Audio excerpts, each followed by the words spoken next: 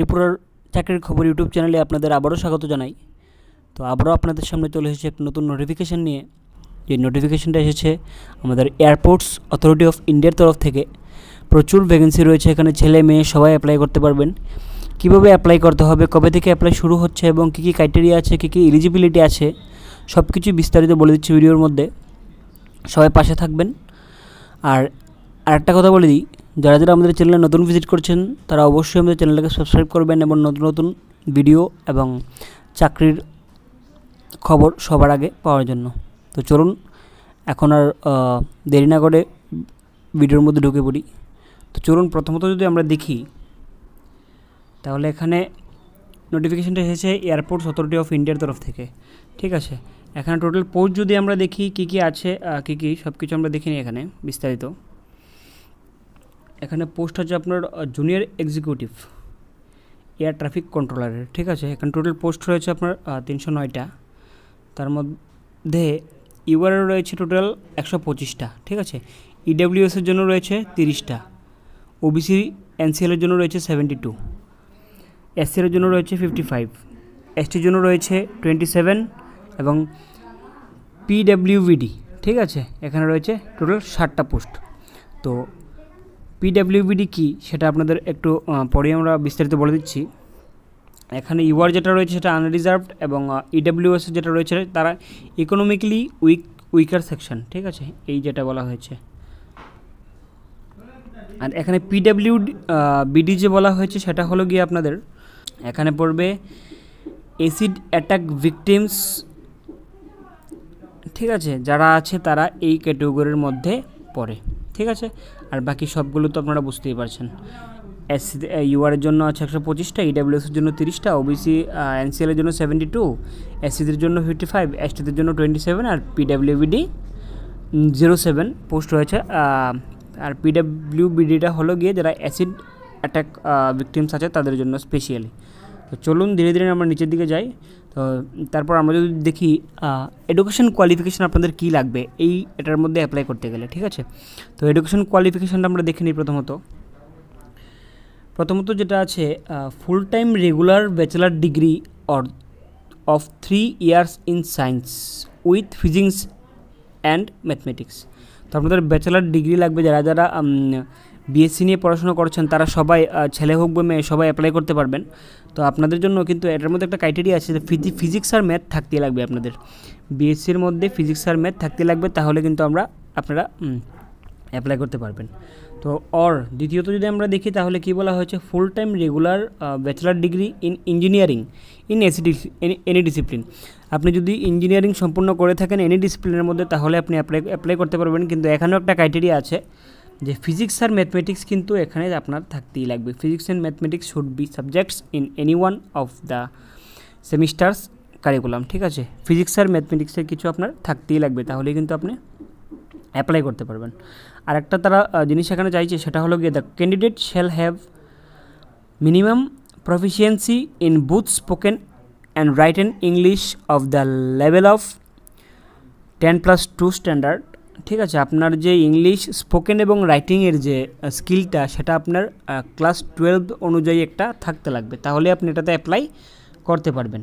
ঠিক আছে, আর এখানে মার্কের ক্ষেত্রে কোনো প্রবলেম নেই, আপনারা 5 মার্ক হলেই আপনারা এখানে অ্যাপ্লাই করতে পারছেন। Age limit maximum age 27 years as 24/05/2025। ঠিক আছে, 24/5/2025 অনুযায়ী আপনার মিনিমাম 27 years হতেই লাগবে, তাহলেই আপনি এটার জন্য অ্যাপ্লাই করতে পারবেন। রিল্যাক্সেশন যদি আমরা দেখি, এখানে এসসির জন্য 5 years এবং ওবিসির জন্য এখানে 3 years-এর একটা ছুট রয়েছে। ঠিক আছে, আর পিডাব্লিউবিডি যারা আছে তাদের জন্য একটা 10 বছরের ছুট রয়েছে এখানে, তো কোনো অসুবিধা নেই।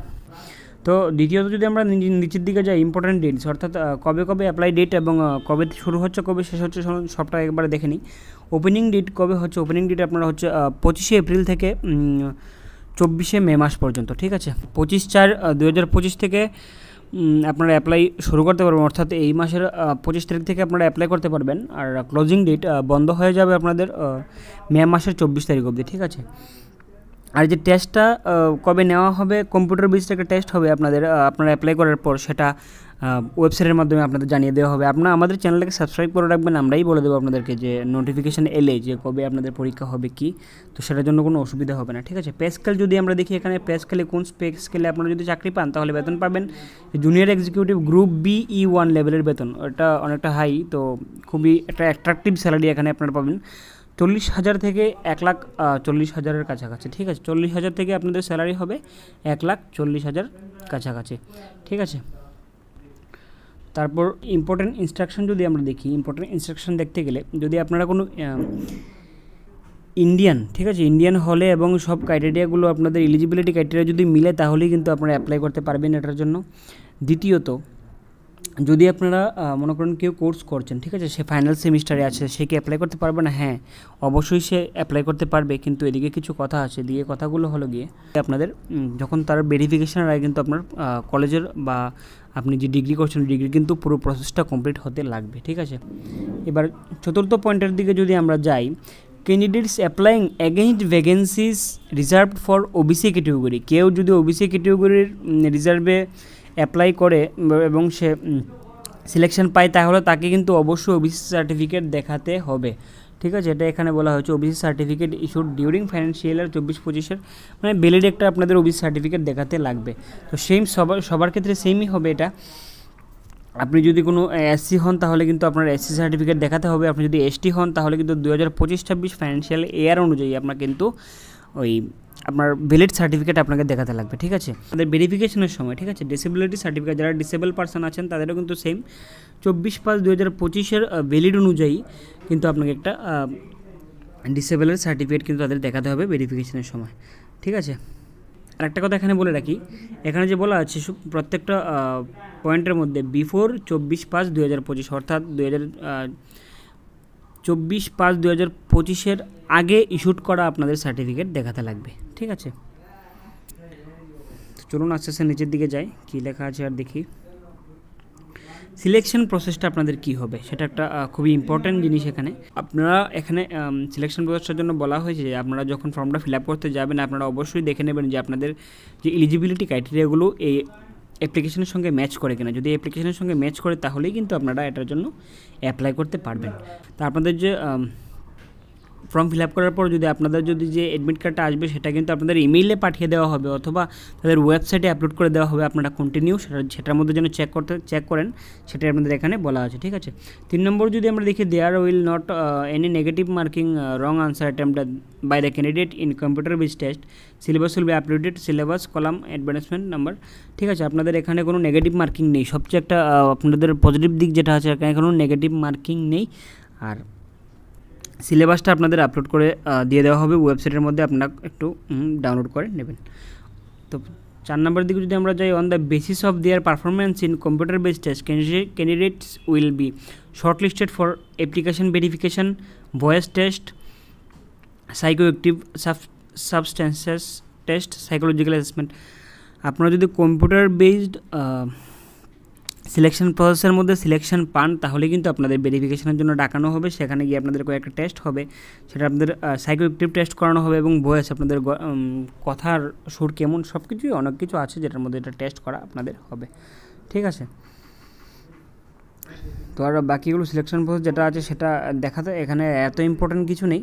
আর বাকি যেগুলো আছে সেগুলো হলো আপনাদের জন্য, যদি আপনারা কোনো গভর্নমেন্ট স্টেট গভর্নমেন্ট বা সেন্ট্রাল গভর্নমেন্টের আন্ডারে যদি কোনো চাকরি করে থাকেন তাহলে কিন্তু আপনাদের অবশ্যই নো অবজেকশন সার্টিফিকেট এখানে লাগবে, ঠিক আছে। এটা একটা ইম্পর্ট্যান্ট পার্ট। যদি আপনারা কেউ কর্মরত থাকেন তাহলে এটার জন্য যদি অ্যাপ্লাই করেন তাহলে আপনারা যদি সিলেকশন পান তাহলে কিন্তু নো অবজেকশন সার্টিফিকেট আপনাদের অবশ্যই দেখাতে হবে, কিন্তু তা না হলে কিন্তু আপনাদের অ্যাপ্লিকেশনটা বাতিল হয়ে যেতে পারে, সেটা একটু খেয়াল রাখবেন, ঠিক আছে। আর বাকিগুলো চলুন নিচে কী কী আছে একটু দেখে নিই, এগুলো তো ইম্পর্টেন্ট না। হাউ টু অ্যাপ্লাই, ঠিক আছে, আপনারা কীভাবে অ্যাপ্লাই করবেন সেটা একটা খুব গুরুত্বপূর্ণ দিক। তাহলে চলুন এখানে এটা দেখে নেওয়া যাক, ঠিক আছে। Candidate R required to apply online through link, আপনাদের যে এই লিঙ্কটা আছে লিঙ্কের মধ্যে গিয়ে www.aai.aero, ঠিক আছে। এটার মধ্যে গিয়ে কেরিয়ার অপশনের মধ্যে ঢুকে আপনাদের এটা ফিল আপ করতে লাগবে। আবারও ভালো করে বলে দিচ্ছি, www.aai.aero ওয়েবসাইটের মধ্যে গিয়ে কেরিয়ার যে একটা এখানে আপনার অপশন পাবেন, সেটার মধ্যে গিয়ে আপনাদের এটা ফিল আপ করতে লাগবে। দ্বিতীয়ত, incomplete application will be summarily rejected. যাদের যাদের ইনকমপ্লিট অ্যাপ্লিকেশন থাকবে তারা কিন্তু রিজেকশন পেয়ে যাবেন, ঠিক আছে। তাদেরটা অ্যাকসেপ্ট করা হবে না। তাই খুব সাবধানত আপনারা যারা যারা ক্রাইটেরিয়ার সঙ্গে ম্যাচ করে আপনাদের এলিজিবিলিটি, তারা অবশ্যই ফিল আপ করার আগে একটু ভালো করে দেখে নেবেন, ঠিক আছে। তো ক্যান্ডিডেটস 3 নম্বর যদি আমরা দেখি, candidate should have a valid personal email ID and mobile number. আপনাদের যে ইমেল আইডি এবং মোবাইল নাম্বারটা দেবেন সেটা যেন ভ্যালিড হয়, অর্থাৎ যেন ভ্যালিড হয় আপনাদের জন্য। প্রত্যেক সময় যেটা ইউজ করেন সেটাই এখানে দেবেন, আপনাদের জন্য ভালো হবে, আপনারা আপডেট থাকতে পারবেন, ঠিক আছে। তারপর যদি আমরা দেখি এখানে কি বলা হচ্ছে, scanned copy latest passport size colour photograph, ঠিক আছে। আপনাদের যে পাসপোর্ট সাইজ একটা ফটোগ্রাফি আপনারা এখানে আপলোড করতে লাগবে, সেটা যেন 3 মাস পুরনো না হয়, সেটা যেন একটা কারেন্ট ফটো হয়, সেটা একটু লক্ষ্য রাখবেন। কারেন্ট ফটো এখানে আপলোড করবেন, ঠিক আছে। আপনারা যে ডকুমেন্টগুলো দেবেন তার সঙ্গে কিন্তু আপনাদের সার্টিফিকেটটা মাস্ট দ্বিতীয় এখানে আপলোড করতে লাগবে। সেটা হলো গিয়ে আপনাদের এডুকেশন কোয়ালিফিকেশান সার্টিফিকেট এবং কাস্ট সার্টিফিকেটগুলো, সেগুলো আপনাদের কিন্তু লাগবে, ঠিক আছে। ডিটেলস ডকুমেন্ট, ঠিক আছে। আপনারা যে 1000 টাকা খুব সম্ভবত আপনাদের ফি লাগবে এটা ফিল আপ করার জন্য, তো সেটাও নিচে আছে, চলুন দেখে নিই। আর বাকি কিছু কিছু কথা আছে সেগুলো আমি আপনাদেরকে বলে দিচ্ছি। অ্যাপ্লিকেশন ফি, ঠিক আছে। এখানে অ্যাপ্লিকেশন ফির দিকে যদি আমরা দেখি তাহলে কিন্তু আপনাদের 1000 টাকা এখানে অ্যাপ্লিকেশন ফি লাগবে। আর যদি এমন কেউ থেকে থাকেন যে আপনারা 1 বছরের কোনো কোর্স নিয়েছেন, অ্যাপ্রেন্টিসশিপ ট্রেনিং যদি আপনারা কোনো ফিমেল ক্যান্ডিডেট যদি নিয়ে থাকেন তাহলে আপনারা এখানে পেমেন্টের ক্ষেত্রে কিছু ছুট পেতে পারেন, ঠিক আছে। দ্বিতীয়ত, এখানে একটা কথা হলো গিয়ে যদি আপনারা কেউ ফেক পেমেন্ট করেন, ঠিক আছে, আপনারা ফর্ম ফিল আপ হাফ হয়ে গেছে, সেখানে আপনারা পেমেন্টটা যদি মনে করেন করে দিয়েছেন, তাহলে কিন্তু আপনাদের যে ডেট আছে ক্লোজিং ডেটের পরে আপনাদের পেমেন্টটা আপনাদেরকে আবার ব্যাক করে দেওয়া হবে, সেটার জন্য কোনো টেনশন করতে হবে না, ঠিক আছে। তো দ্বিতীয়ত আরেকটা জিনিস আমি আপনাদের বলে রাখি এখানে, যে আপনারা যে ফটোগ্রাফটা এখানে আপলোড করবেন সেটার জন্য আপনাদের কোনো ক্যাপ পরে না হয়, ঠিক আছে। ক্যাপ অর্থাৎ এখানে যেন ক্যাপ পরে যেন কোনো ফটোগ্রাফ না হয়। তারপর আপনাদের জন্য কোনো ব্ল্যাক ফটোগ্রাফ যেন না হয়, সেগুলো একটু লক্ষ্য রাখবেন। যেগুলো দেবেন একদম লিট অ্যান্ড ক্লিয়ার দেবেন, ঠিক আছে, সব কিছু যেন বোঝা যায়। তো এইটুকুই ছিল। তো যারা যারা ফিল আপ করার ইচ্ছুক তারা অবশ্যই ফিল আপ করে নেবেন। তার আগে আমি একটা কথা আবারও বলে দিচ্ছি, টোটাল পোস্ট রয়েছে এখানে 309টার মতো পোস্ট রয়েছে। আর যারা যারা এলিজিবিলিটি ক্রাইটেরিয়া এডুকেশন কোয়ালিফিকেশানটা যারা বিএসসিতে আছেন, বিএসসি কোর্স কমপ্লিট করেছেন কোনো রেকগনাইজড বা গভর্নমেন্ট ইউনিভার্সিটি থেকে, তাদের জন্য ফিজিক্স আর ম্যাথ যদি আপনাদের ওই বিএসসির মধ্যে থাকে তাহলে সাবজেক্টটা যদি থাকে তাহলে আপনারা অ্যাপ্লাই করতে পারবেন, ঠিক আছে। কোনো ব্যাচেলার যদি ইঞ্জিনিয়াররা এখানে অ্যাপ্লাই করতে পারবেন। ইঞ্জিনিয়াররা যদি কিন্তু একটা মাস্ট বি এখানে যেটা বলা আছে ফিজিক্স আর ম্যাথমেটিক্স, এটা কিন্তু লাগবেই সাবজেক্টে যদি আপনাদের ওই ডিগ্রির মধ্যে থাকে তাহলে কিন্তু আপনারা অ্যাপ্লাই করতে পারবেন, ঠিক আছে। আর একটা জিনিস তারা চাইছে, তারা হলো আপনার ইংলিশ যে স্পোকেন আর রাইটেন সেটার জন্য ক্লাস 12 স্ট্যান্ডার্ড হয়। তো এইটুকুই, এখানে প্রচুর পোস্ট রয়েছে, আপনারা অ্যাপ্লাই করতে পারেন।